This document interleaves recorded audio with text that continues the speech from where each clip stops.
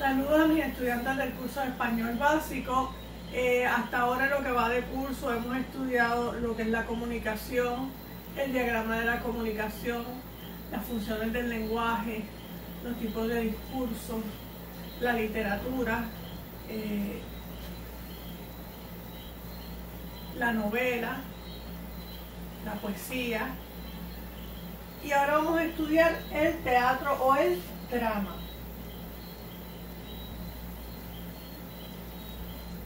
Primero vamos a definir lo que es el teatro o el drama, establecer las particularidades del teatro como género literario, que de los géneros es el único que se escribe en realidad para ser representado. O sea, no es que no se pueda representar otro género literario, pero este ya viene preparado. A otros géneros hay que hacerle sus debidas adaptaciones.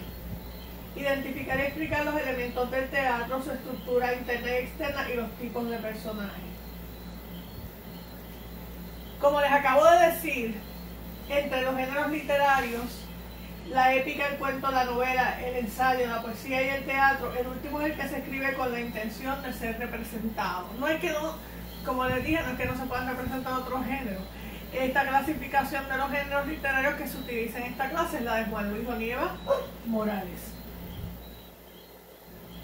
Vamos entonces a la definición de lo que es teatro. En esta oportunidad utilicé el pequeño Larousse ilustrado. Según el pequeño Larousse ilustrado, el teatro, del latín teatrum, del griego teatron, teatrar y mirar, es el edificio donde se representan obras dramáticas, musicales o de variedades. El público que asiste a una representación, el género literario para ser representado por actores, el arte de componer obras dramáticas o de representarlas. Y ya sigo con la definición. Aquí tenemos una foto del Teatro La Perla de mi natal Ponce. Hace unos años, ahora tiene un obelisco, está un poquito distinto. Seguimos con la definición: el conjunto de obras dramáticas de un autor, época o estilo, el conjunto de actividades relativas al mundo teatral y el lugar donde se desarrollan algunas actividades o ocurren sucesos o acontecimientos importantes. Seguimos, ya esta es otra definición. La palabra drama viene del griego drao, que significa hacer o ejecutar. Se utiliza el término drama para designar a las obras literarias concebidas para representar una acción ante un público. Esta representación de la acción la llevan a cabo varios personajes, actores o actrices, mediante un diálogo. Los elementos del drama son, en primer lugar, la acción, que es la serie de acontecimientos producidos en función del comportamiento de los personajes. Los personajes, estos llevan a cabo la acción dramática mediante un diálogo. La tensión dramática, que es la reacción del espectador ante un acontecimiento inminente en la obra. El ambiente, que es la atmósfera particular que envuelve a los personajes y a la acción dramática. La representación, que es el espectáculo creado en torno a un texto, y la representación, que es el espectáculo creado en torno a un texto literario. Por otro lado, vamos a los elementos funcionales de la acción, que primero tenemos el diálogo, que es la conversación o el intercambio verbal entre dos o más personajes. Cuando se trata de un solo personaje hablando, se le llama monólogo. Y dentro de la literatura en español, española e hispanoamericana, no se me ocurre ninguno en la literatura. Bueno, sí, se podría hablar de alguno de los monólogos de Antígona en la Pasión según Antígona Pérez de Luis Rafael Sánchez. Hay monólogos famosos en la literatura española. Están los monólogos de Segismundo en La vida y sueño de Pedro Calderón de la Barca. Pedro Calderón de la Barca, autor barroco, cuya muerte marca el final del barroco y del siglo de oro español, que son los siglos XVI y XVII. ¿Por qué Segismundo se expresa de esa manera? Bueno, yo leí la obra hace muchos años, ¿verdad? Pero resulta que Segismundo era hijo de un rey y de una reina, y cuando él iba a nacer, un astrólogo predijo que ese bebé que venía en camino iba a traer mucha desgracia al reino. Cuando nace Segismundo, su madre muere de parto y nace bajo el signo de un eclipse. Su padre lo manda a matar, pero a la persona que le encarga le da pena y lo que hace es encerrarlo. Eventualmente, ¿verdad? Con el pasar de los años, el rey se entera que su hijo está vivo, lo manda a narcotizar para sacarlo, y como Segismundo se cree que está soñando, pues no actúa a la altura de las circunstancias, o sea, actúa como un patán. Pero estos monólogos, sobre todo el segundo, son bien famosos. Se los voy a poner por lo menos el audio para que lo escuchen.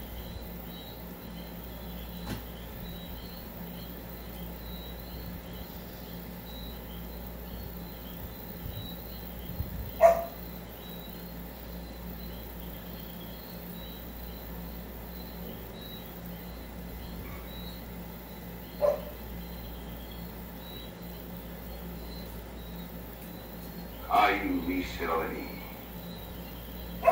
Ay, infeliz.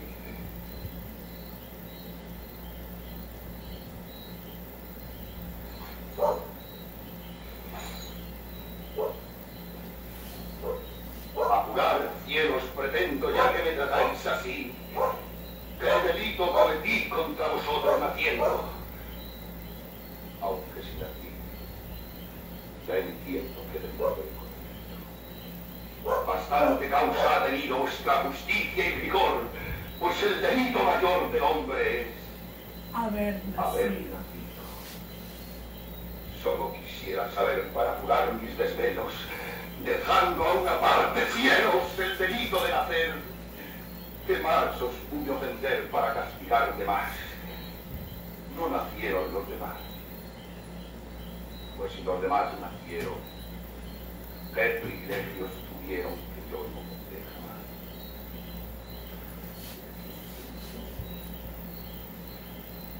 Nace el ave, y con las galas que le dan belleza suma apenas es flor de pluma o ramillete con alas, cuando las etéreas alas corta con velocidad, llegándose a la piedad del nido que deja encalmar. Y teniendo yo más alma, tengo menos libertad.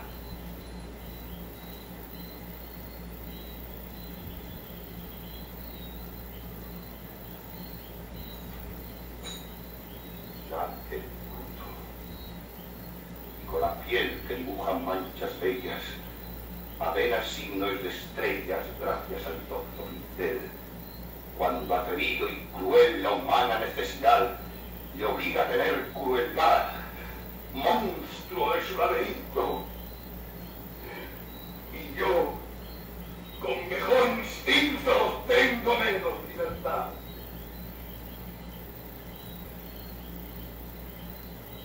Nace el pez que no respira, aborto de ovas y llamas, y apenas bajel de escamas entre las ondas semillas, cuando a todas partes giran viendo la inmensidad de tanta capacidad como le da el centro frío, y yo, con más albedrío, tengo menos libertad.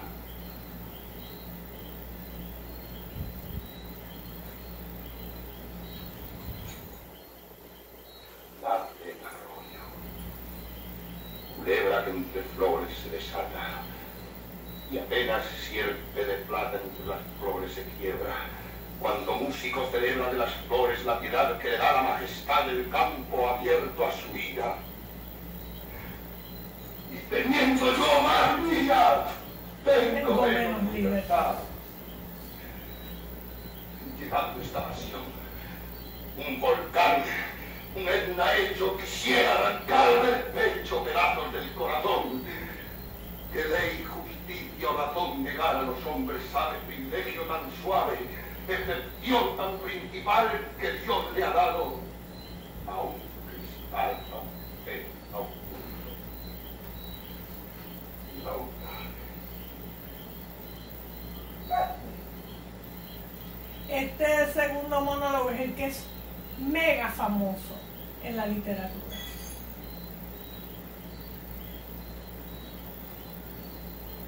Es verdad. Pues reprimamos esta fiera condición, esta furia, esta ambición, por si alguna vez soñamos. Y si haremos. pues estamos en un mundo tan singular que solo es soñar. Y la experiencia me enseña que el hombre que vive sueña una vez, hasta despertar.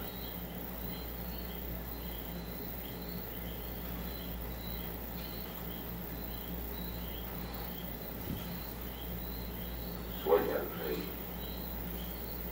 que es rey, y vive con ese engaño mandando, disponiendo y gobernando. Y este aplauso que recibe prestado en el viento escribe y en cenizas le convierte la muerte. Desdicha fuerte, que hay quien intente reinar viendo que ha de despertar en el sueño de la muerte.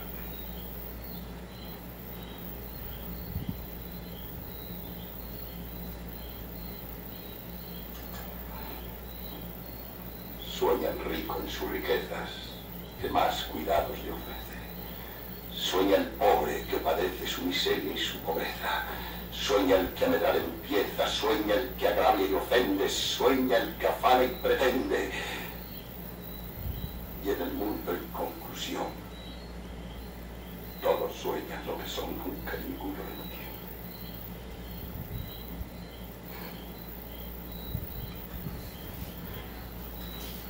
Yo sueño que estoy aquí en estas prisiones cargado, y soñé que en otro estado más lisonjero me di. Que es la vida, un frenesí, que es la vida una ilusión, una sombra, una ficción.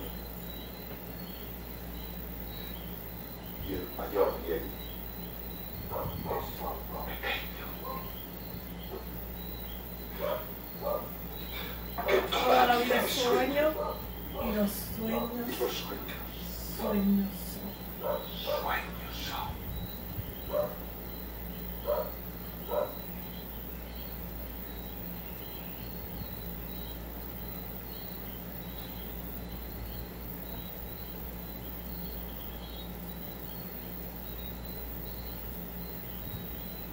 Así que el monólogo como verá, como el de Segismundo, es el discurso de un personaje que no está dirigido a un interlocutor determinado con el propósito de obtener una respuesta.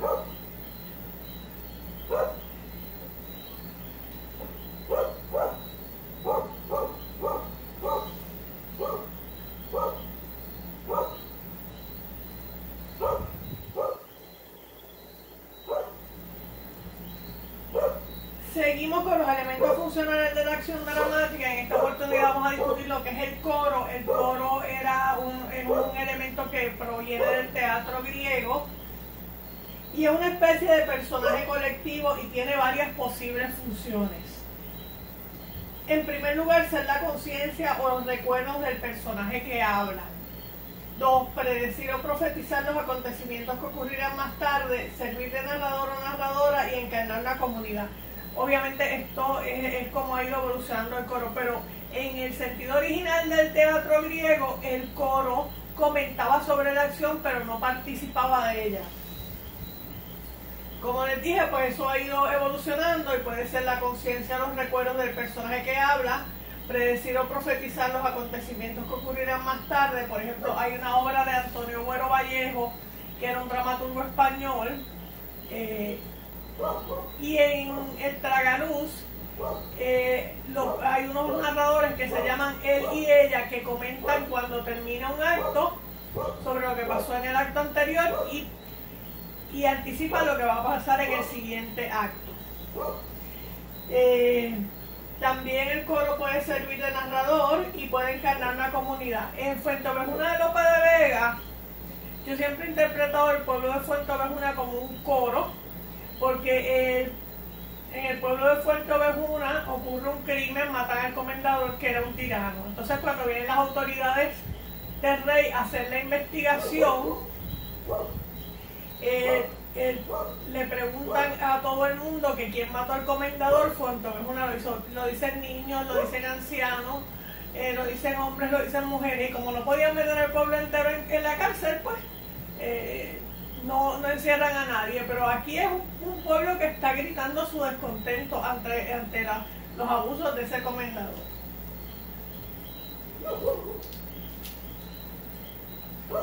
Seguimos con los elementos funcionales de la acción dramática. También tenemos la mímica, y la foto que aparece en la presentación es de Marcel Marceau, que era un mismo francés. La mímica son las expresiones y los gestos que sirven de complemento al discurso del autor y deben ir a tono con el diálogo. Aquí tenemos a Marcel Marceau, que era francés, nace en 1923 y muere en el 13.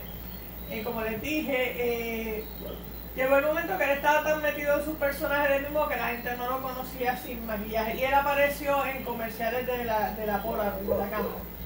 Seguimos con los elementos funcionales de la acción dramática. Las acotaciones, y las acotaciones son las instrucciones que tiene una obra literaria para montarse. Orientan sobre el escenario, las acciones y los gestos de los actores. Pueden aparecer en el texto entre paréntesis y con diferentes tipos de letras. Diferentes tipos de letras pueden ser bastardilla, lo que ustedes le dicen itálica, puede ir entre paréntesis, puede ir en negrilla. Y aquí les voy a leer algunas acotaciones de una obra de teatro del uruguayo Florencio Sánchez. Florencio Sánchez, aunque era uruguayo, vivió la mayor parte de su vida en la Argentina, donde se destacó.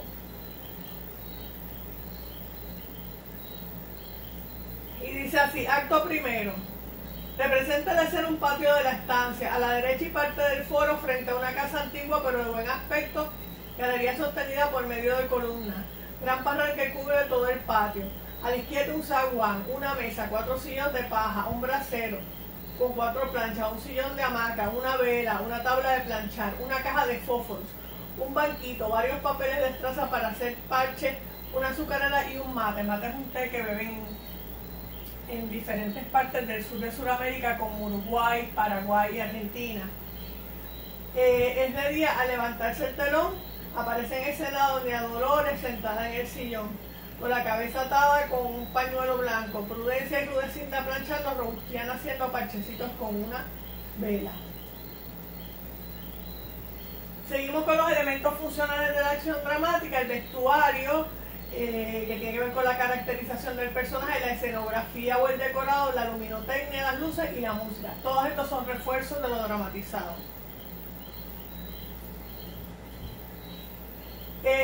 Ahora pues voy a hablarles un poco de la estructura interna de la acción, que es la exposición, el clímax o nudo y el desenlace. Si habláramos hipotéticamente de una obra de 3 actos, se supone que el primer acto sea la exposición, el segundo acto sea el nudo del clímax y el tercero sería el desenlace. Pero hay obras, y retomo el tema de La Pasión según Antígona Pérez de Luis Rafael Sánchez, que tiene un primer acto largo. En ese primer acto estaría la exposición y el clímax, y en el tercer acto sería el desenlace. Repito, la exposición es el planteamiento del conflicto o los conflictos, el clímax o nudo es cuando el conflicto alcanza los momentos más tensos, y el desenlace es la solución del conflicto o los conflictos.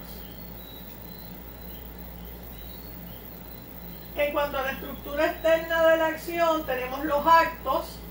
Se señalan con la caída del telón, la intervención del coro, el cambio de luces, entre otros. La mayor parte de las obras de teatro que yo he visto es sube el telón, baja el telón. Los cuadros, que se establecen en función de los cambios de ambiente, espacio o época. A cada cuadro le corresponde un cambio en el decorado. Yo vi obras, he leído muchas obras a través de los años, y yo diría que en la literatura española yo vi obras con cambios de cuadro, quizás hasta el siglo XVIII o XIX.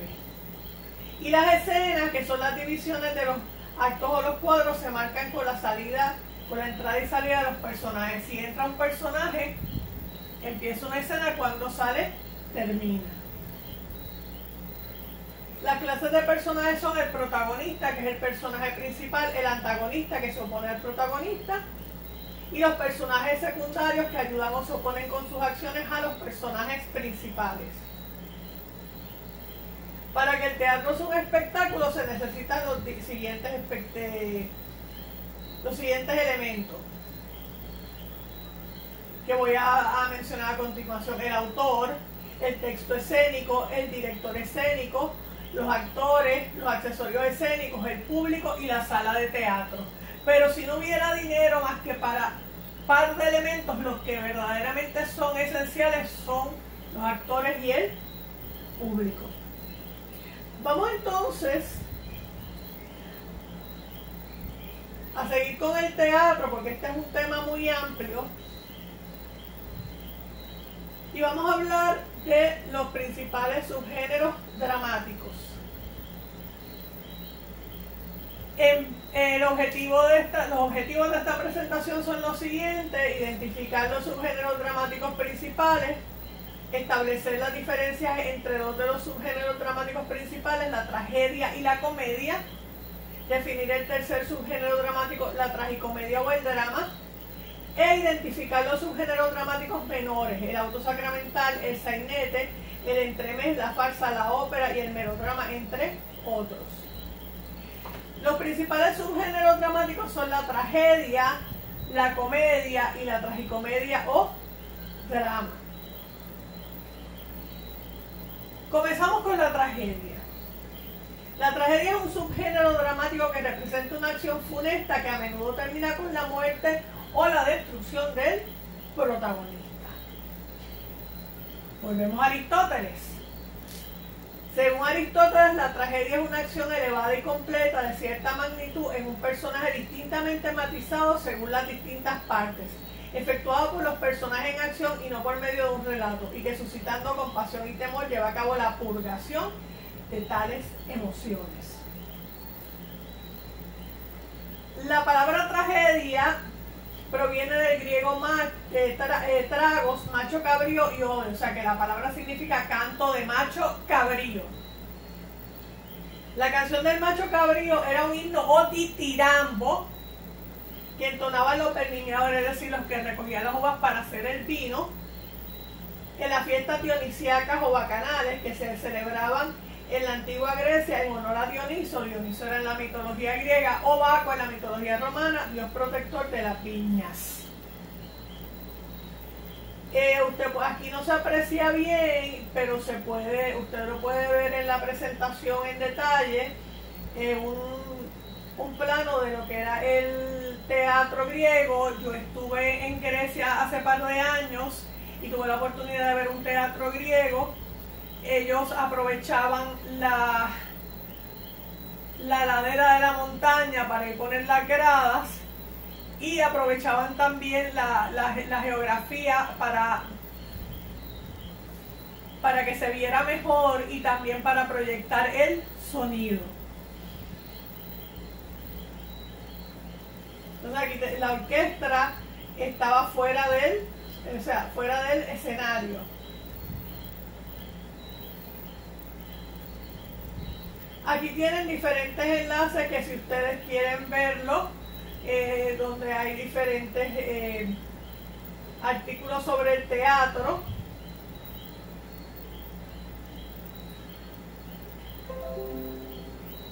Y también tenemos, ¿verdad?,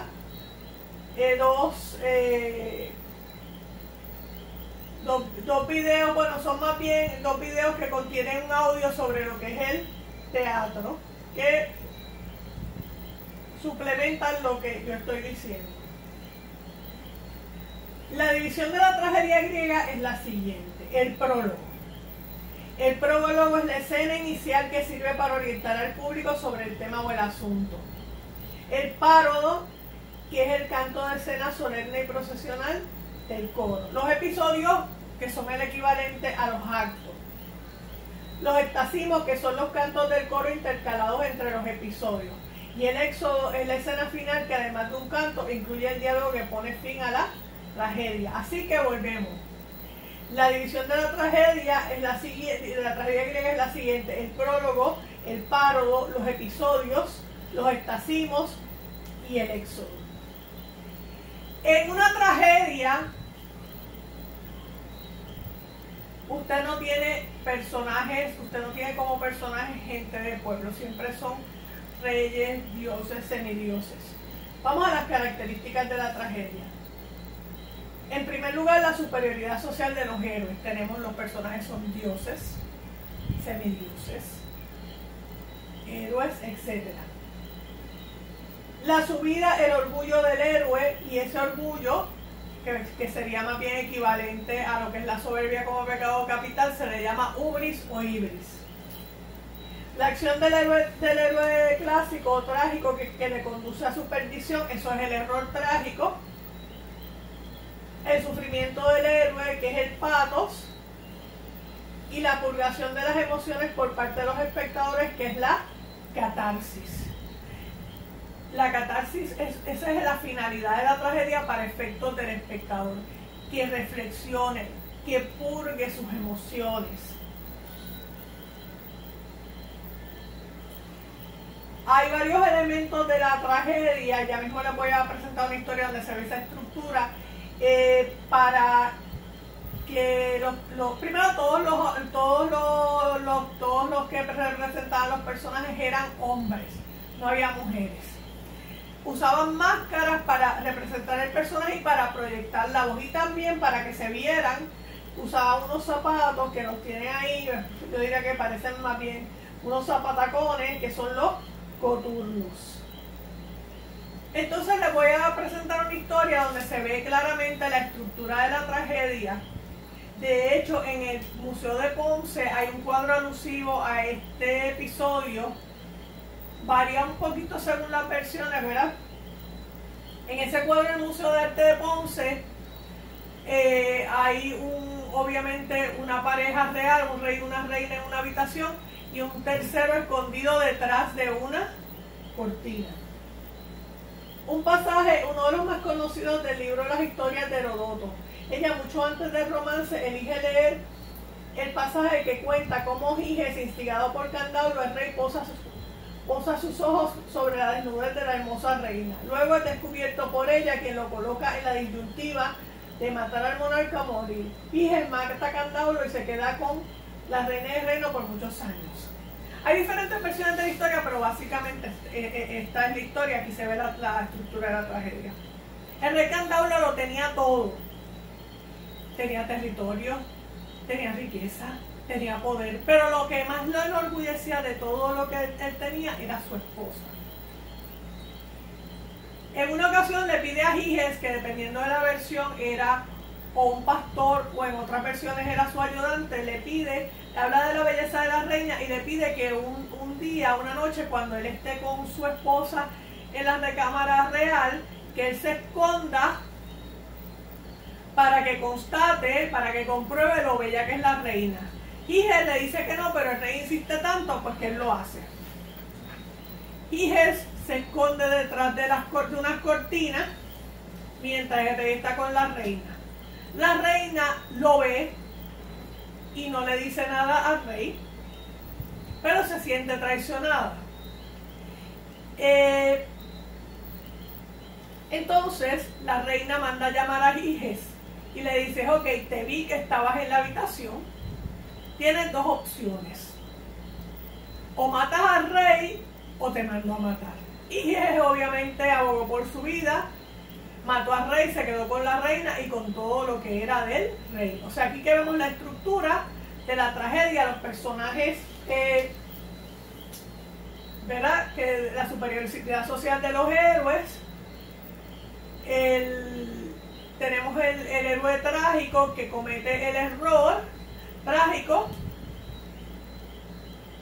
por ese orgullo excesivo o ibris, y ese error trágico lo lleva al sufrimiento, que es el patos.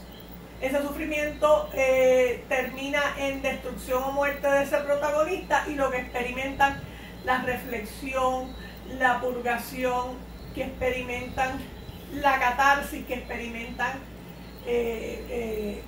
la catarsis es lo que experimenta el público, esa es la finalidad. Los grandes trágicos griegos eran Sófocles, que escribió Antígona, Eurípides, que escribió Electra, Esquilo, La Orestiada. Y La Orestiada es la única trilogía, es decir, secuencia de 3 piezas que tienen relación entre sí y se presentan juntas, que conserva el teatro griego antiguo. Contiene las piezas Agamenón, las Coróferas, las Euménides. Todas ellas rondan en torno a los conceptos de justicia y venganza. Aquí tiene una tabla comparando la comedia y la tragedia. Primero vamos a la etimología del término. Etimología: tragedia quiere decir canto de macho cabrío, mientras que comedia quiere decir canto de aldea. La acción de la tragedia es elevada, la acción de la comedia es cotidiana, imitar la realidad. Los personajes de la tragedia son héroes, reyes, héroes, dioses y semidioses. Los personajes de la comedia son gente de pueblo. El lenguaje de la tragedia es culto, el de la comedia es popular. El objetivo de la tragedia es la catarsis, mientras que el objetivo de la comedia es hacer reír. El final de la tragedia es la muerte o destrucción del protagonista y el de la comedia es feliz.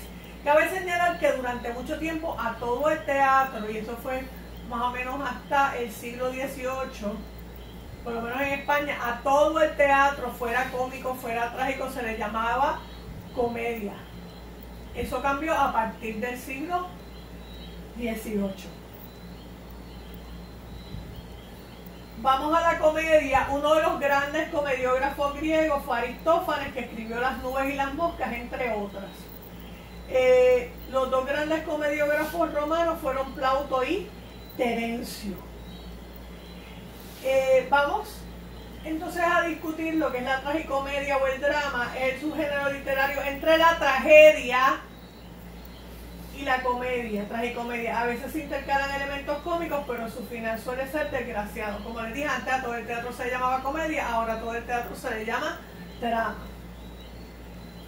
Vamos a los subgéneros dramáticos menores. Algunos de los subgéneros dramáticos menores son el auto sacramental, y tenemos que pensar que se considera que la primera representación teatral por excelencia es la misa, que es la representación de la última cena. Pero el auto sacramental consiste de un acto en verso, porque durante mucho tiempo los diálogos dentro del teatro eran en verso, con personajes alegóricos, un personaje que simboliza algo, pues la paz, el amor, el odio, etc. Termina con una exaltación de la Eucaristía, los autos sacramentales de Pedro Calderón de la Barca, como la devoción de la misa. Ya yo les mencioné a Calderón de la Barca cuando estábamos aludiendo al monólogo, a los monólogos de Segismundo en La vida es sueño.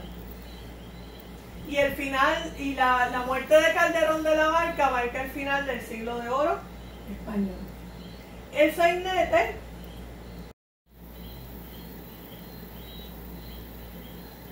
saluda a mis estudiantes del curso de español básico. Hasta ahora, lo que va de curso, hemos estudiado lo que es la comunicación, el diagrama de la comunicación, las funciones del lenguaje, los tipos de discursos, la literatura, la novela, la poesía, y ahora vamos a estudiar el teatro o el drama.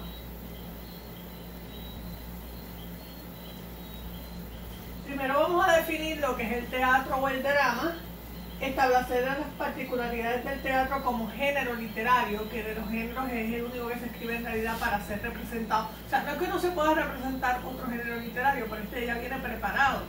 A otros géneros hay que hacerle sus debidas adaptaciones. Identificar y explicar los elementos del teatro, su estructura interna y externa y los tipos de personajes.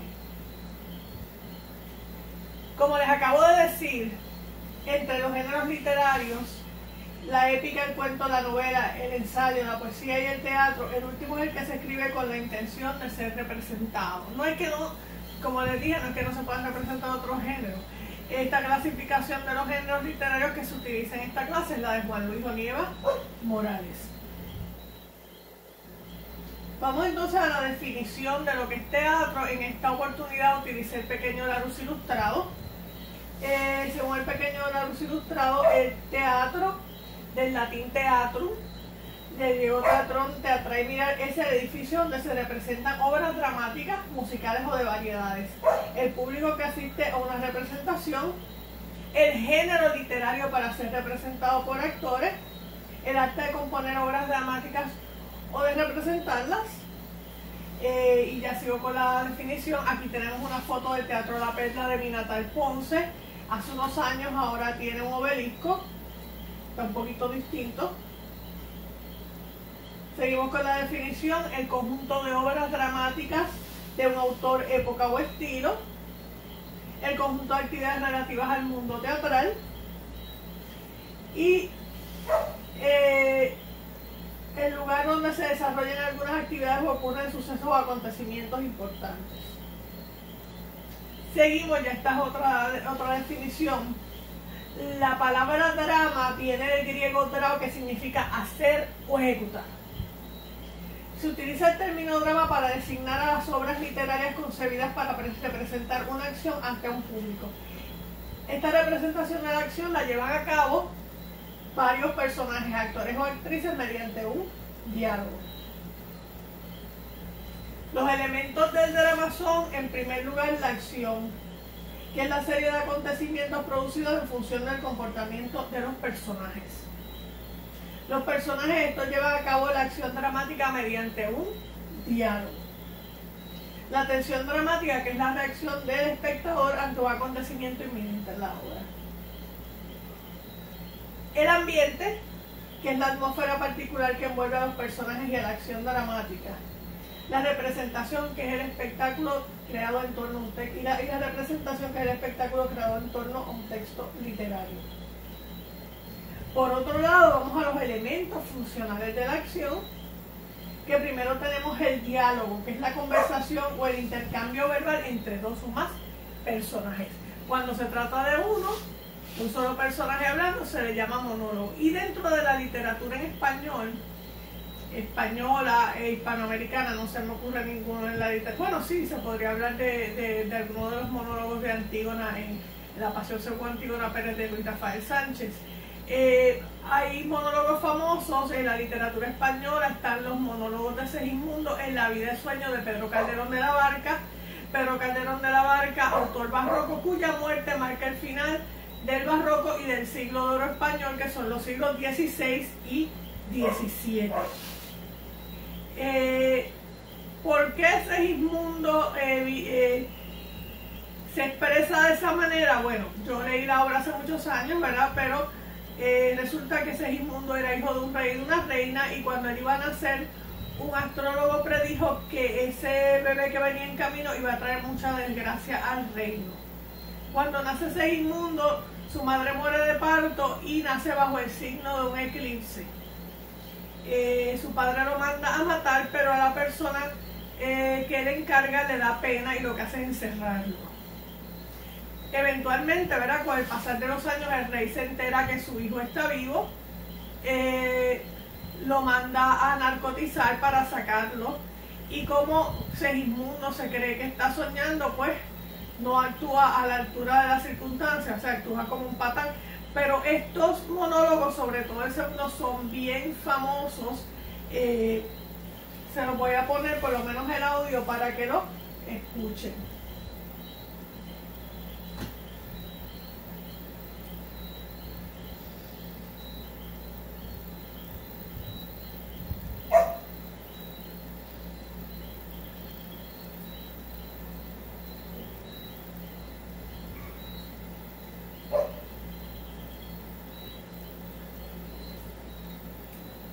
Ay, mísero de mí. Ay, infeliz.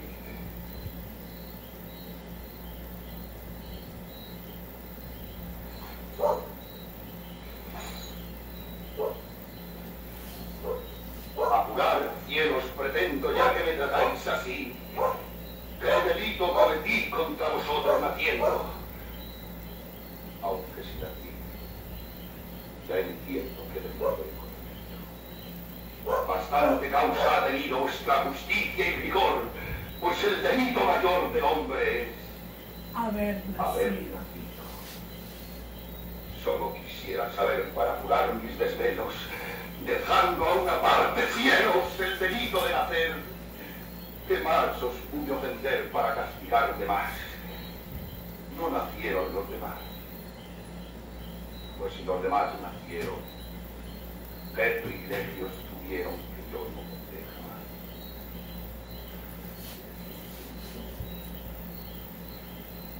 Nace el ave, y con las galas que le dan belleza suma apenas es flor de pluma o ramillete con alas, cuando las etéreas alas corta con velocidad, llegándose a la piedad del nido que deja en calma. Y teniendo yo más calma, tengo menos libertad.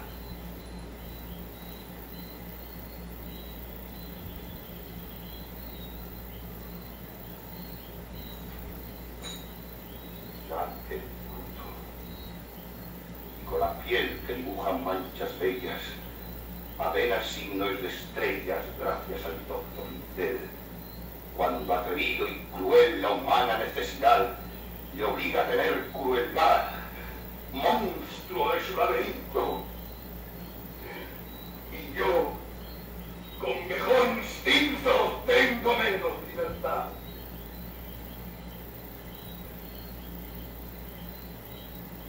El pez que no respira, aborto de ovas y llamas, y apenas bajel de escamas entre las ondas semillas, cuando a todas partes giran viendo la inmensidad de tanta capacidad como le da el centro frío, y yo, con más albedrío, tengo menos libertad.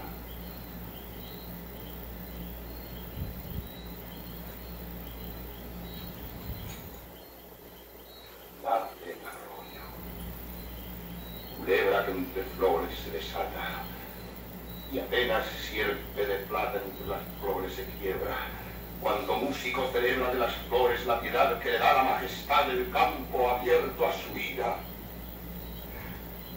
Y teniendo yo más vida, tengo menos libertad.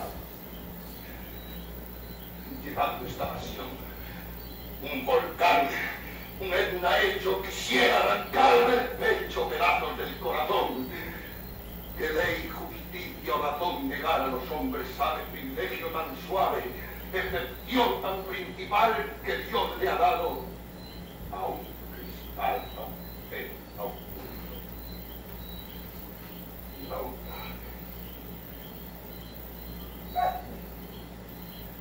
Este segundo monólogo es el que es mega famoso en la literatura.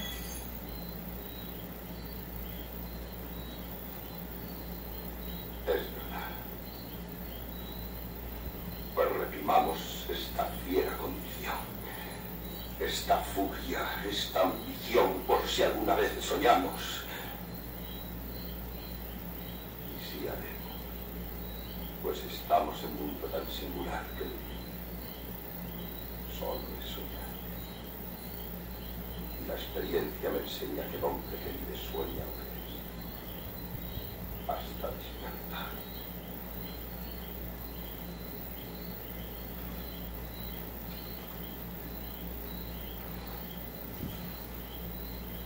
Sueña el rey,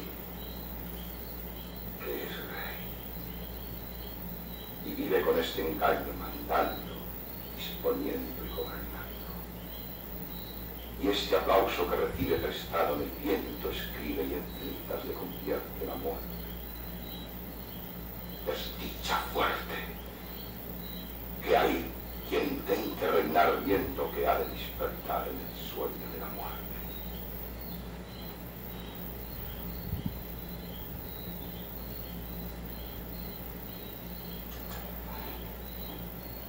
Sueña el rico en sus riquezas, que más cuidados le ofrece. Sueña el pobre que padece su miseria y su pobreza. Sueña el que anhelar empieza, sueña el que agravia y ofende, sueña el que afana y pretende. Y en el mundo, en conclusión, todos sueñan lo que son, aunque ninguno lo entiende.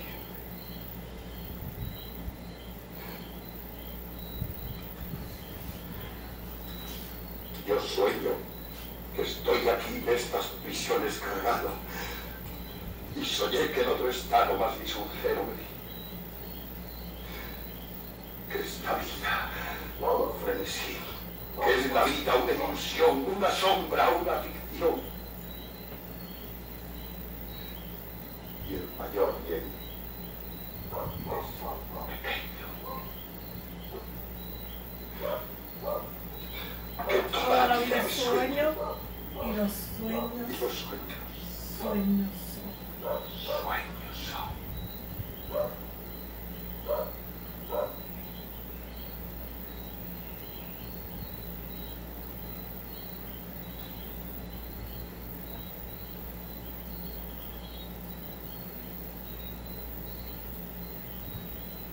Así que el monólogo como verá, como el de Segismundo, es el discurso de un personaje que no está dirigido a un interlocutor determinado con el propósito de obtener una respuesta.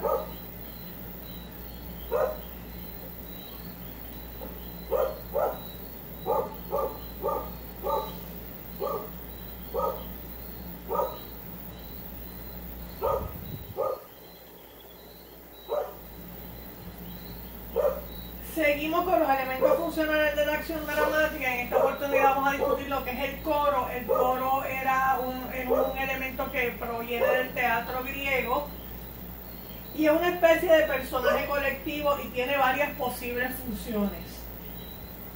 En primer lugar, ser la conciencia o los recuerdos del personaje que habla. 2. Predecir o profetizar los acontecimientos que ocurrirán más tarde, servir de narrador o narradora y encarnar una comunidad. Obviamente esto es como ha ido evolucionando el coro, pero en el sentido original del teatro griego, el coro comentaba sobre la acción, pero no participaba de ella. Como les dije, pues eso ha ido evolucionando y puede ser la conciencia, los recuerdos del personaje que habla, predecir o profetizar los acontecimientos que ocurrirán más tarde. Por ejemplo, hay una obra de Antonio Buero Vallejo, que era un dramaturgo español, y en el Tragaluz hay unos narradores que se llaman él y ella, que comentan cuando termina un acto sobre lo que pasó en el acto anterior y anticipan lo que va a pasar en el siguiente acto.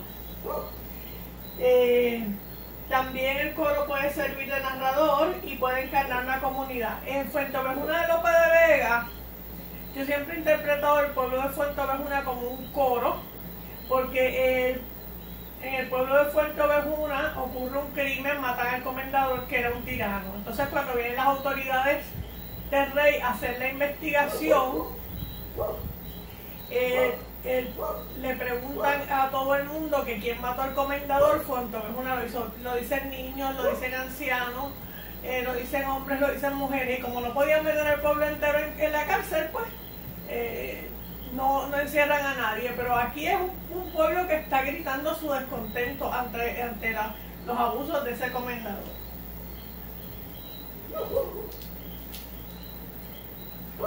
Seguimos con los elementos funcionales de la acción dramática. También tenemos la mímica y la foto que aparece en la presentación de Marcel Marceau, que era un mismo francés. La mímica son las expresiones y los gestos que sirven de complemento al discurso del autor y deben ir a tono con el diálogo. Aquí tenemos a Marcel Marceau, que era francés, nace en 1923 y muere en el 13. Como les dije, llegó el momento que él estaba tan metido en su personaje de mismo que la gente no lo conocía sin maquillaje, y él apareció en comerciales de la Polar, de la cámara. Seguimos con los elementos funcionales de la acción dramática. Las acotaciones, y las acotaciones son las instrucciones que tiene una obra literaria para montarse.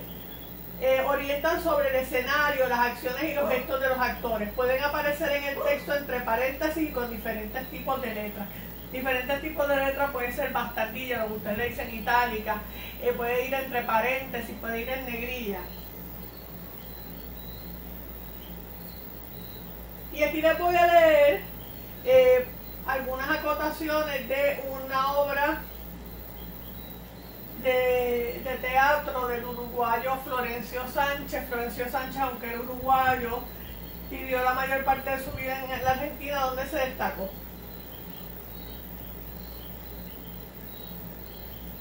Y dice así: acto primero. Representa la escena un patio de la estancia, a la derecha y parte del foro frente a una casa antigua pero de buen aspecto, galería sostenida por medio de columnas, gran parral que cubre todo el patio. A la izquierda un zaguán, una mesa, 4 sillones de paja, un brasero con 4 planchas, un sillón de hamaca, una vela, una tabla de planchar, una caja de fósforos, un banquito, varios papeles de estraza para hacer parches, una azucarera y un mate. Mate es un té que beben en diferentes partes del sur de Sudamérica como Uruguay, Paraguay y Argentina. Es de día. Al levantarse el telón aparece en escena doña Dolores sentada en el sillón con la cabeza atada con un pañuelo blanco. Prudencia y Rudecindo planchando, Robustiana haciendo parchecitos con una vela. Seguimos con los elementos funcionales de la acción dramática: el vestuario, que tiene que ver con la caracterización del personaje, la escenografía o el decorado, la luminotecnia, las luces y la música. Todos estos son refuerzos de lo dramatizado. Ahora pues voy a hablarles un poco de la estructura interna de la acción, que es la exposición, el clímax o nudo y el desenlace. Si habláramos hipotéticamente de una obra de 3 actos, se supone que el primer acto sea la exposición, el segundo acto sea el nudo del clímax y el tercero sería el desenlace. Pero hay obras, y retomo el tema de La Pasión según Antígona Pérez de Luis Rafael Sánchez, que tiene un primer acto largo. En ese primer acto estaría la exposición y el clímax, y en el tercer acto sería el desenlace. Repito, la exposición es el planteamiento del conflicto o los conflictos, el clímax o nudo es cuando el conflicto alcanza los momentos más tensos, y el desenlace es la solución del conflicto o los conflictos. En cuanto a la estructura externa de la acción, tenemos los actos, se señalan con la caída del telón, la intervención del coro, el cambio de luces, entre otros. La mayor parte de las obras de teatro que yo he visto es sube el telón, baja el telón. Los cuadros, que se establecen en función de los cambios de ambiente, espacio o época. A cada cuadro le corresponde un cambio en el decorado. Yo vi obras, he leído muchas obras a través de los años, y yo diría que en la literatura española yo vi obras con cambios de cuadro, quizás hasta el siglo XVIII o XIX. Y las escenas, que son las divisiones de los actos o los cuadros, se marcan con la salida, con la entrada y salida de los personajes. Si entra un personaje, empieza una escena; cuando sale, termina. Las clases de personajes son el protagonista, que es el personaje principal, el antagonista, que se opone al protagonista, y los personajes secundarios, que ayudan o se oponen con sus acciones a los personajes principales.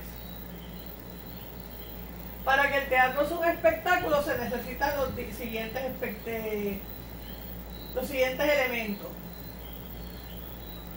que voy a mencionar a continuación: el autor, el texto escénico, el director escénico, los actores, los accesorios escénicos, el público y la sala de teatro. Pero si no hubiera dinero más que para par de elementos, los que verdaderamente son esenciales son los actores y el público. Vamos entonces a seguir con el teatro, porque este es un tema muy amplio, y vamos a hablar de los principales subgéneros dramáticos.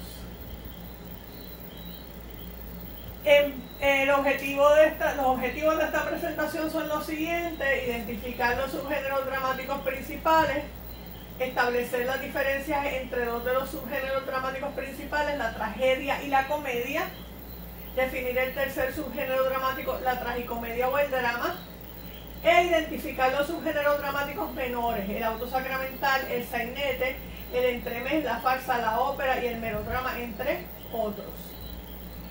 Los principales subgéneros dramáticos son la tragedia, la comedia y la tragicomedia o drama. Comenzamos con la tragedia.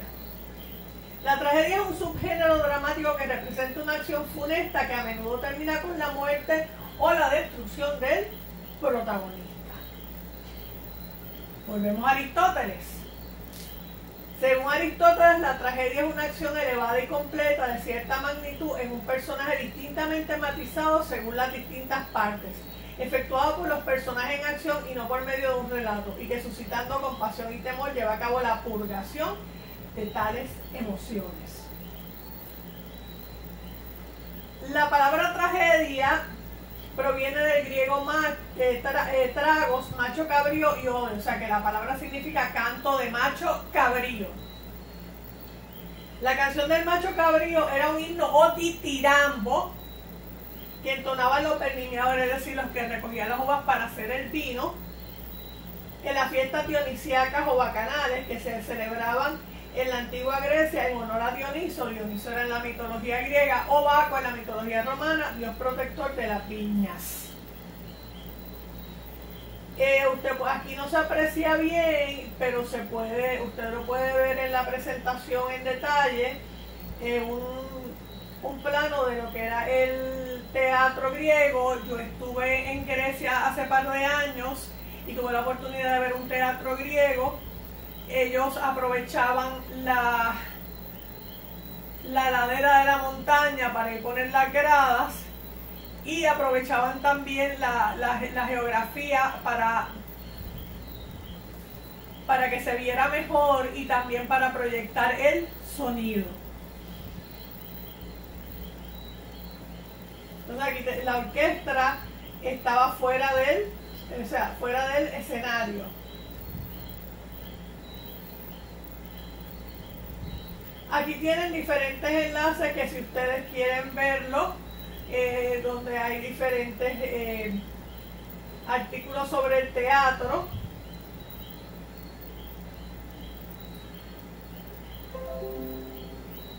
Y también tenemos, ¿verdad?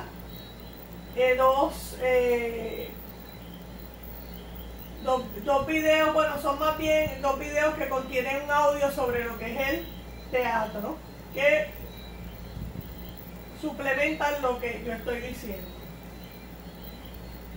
La división de la tragedia griega es la siguiente: el prólogo.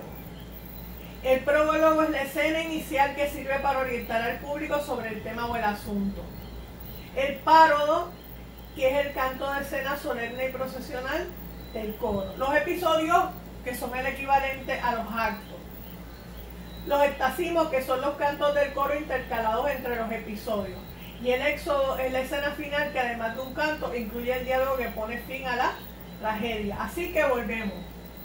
La división de la tragedia es la siguiente, la tragedia griega es la siguiente: el prólogo, el párodo, los episodios, los estasimos y el éxodo.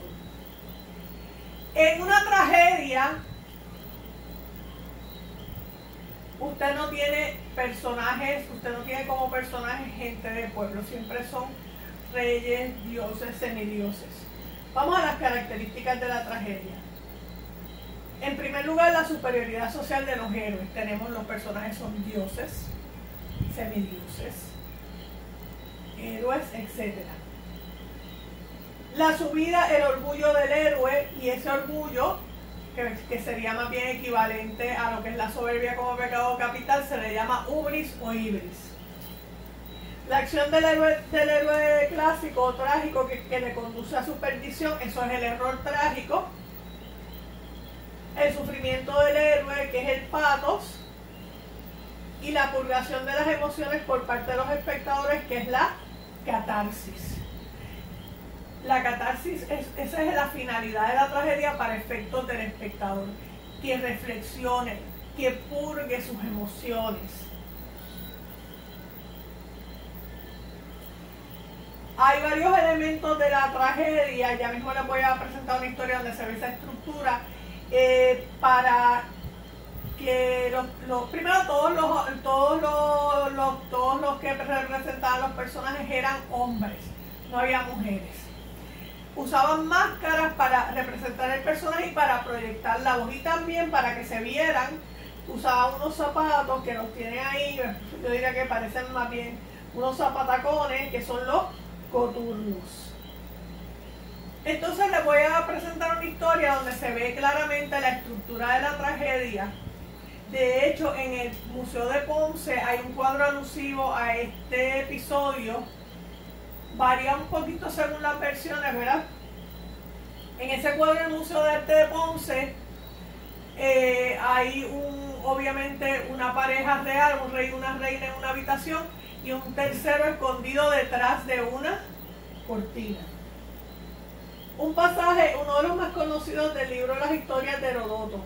Ella, mucho antes del romance, elige leer el pasaje que cuenta cómo Giges, instigado por Candaulo, el rey posa sus ojos sobre la desnudez de la hermosa reina. Luego es descubierto por ella, quien lo coloca en la disyuntiva de matar al monarca o morir. Giges mata a Candaulo y se queda con la reina del reino por muchos años. Hay diferentes versiones de la historia, pero básicamente esta es la historia. Aquí se ve la estructura de la tragedia. El rey Candaulo lo tenía todo. Tenía territorio, tenía riqueza, tenía poder, pero lo que más lo enorgullecía de todo lo que él tenía era su esposa. En una ocasión le pide a Giges, que dependiendo de la versión era o un pastor o en otras versiones era su ayudante, le habla de la belleza de la reina y le pide que un día, una noche, cuando él esté con su esposa en la recámara real, que él se esconda para que constate, para que compruebe lo bella que es la reina. Giges le dice que no, pero el rey insiste tanto, pues que él lo hace. Giges se esconde detrás de unas cortinas mientras el rey está con la reina. La reina lo ve y no le dice nada al rey, pero se siente traicionada. Entonces la reina manda a llamar a Giges y le dice: ok, te vi que estabas en la habitación, tienes dos opciones, o matas al rey o te mando a matar. Y Giges obviamente abogó por su vida, mató al rey, se quedó con la reina y con todo lo que era del rey. O sea, aquí que vemos la estructura de la tragedia, los personajes, ¿verdad? Que la superioridad social de los héroes, tenemos el héroe trágico que comete el error trágico por ese orgullo excesivo o ibris, y ese error trágico lo lleva al sufrimiento, que es el patos. Ese sufrimiento termina en destrucción o muerte de ese protagonista, y lo que experimentan, la reflexión, la purgación, que experimentan la catarsis, que experimentan, bueno, la catarsis es lo que experimenta el público, esa es la finalidad. Los grandes trágicos griegos eran Sófocles, que escribió Antígona, Eurípides, que escribió Electra, Esquilo, la Orestiada. Y la Orestiada es la única trilogía, es decir, secuencia de 3 piezas que tienen relación entre sí y se presentan juntas, que conserva el teatro griego antiguo. Contiene las piezas Agamenón, las Coróferas, las Euménides. Todas ellas rondan en torno a los conceptos de justicia y venganza. Aquí tiene una tabla comparando la comedia y la tragedia. Primero vamos a la etimología del término. Etimología: tragedia quiere decir canto de macho cabrío, mientras que comedia quiere decir canto de aldea. La acción de la tragedia es elevada, la acción de la comedia es cotidiana, imitar la realidad. Los personajes de la tragedia son héroes, reyes, héroes, dioses y semidioses. Los personajes de la comedia son gente de pueblo. El lenguaje de la tragedia es culto, el de la comedia es popular. El objetivo de la tragedia es la catarsis, mientras que el objetivo de la comedia es hacer reír.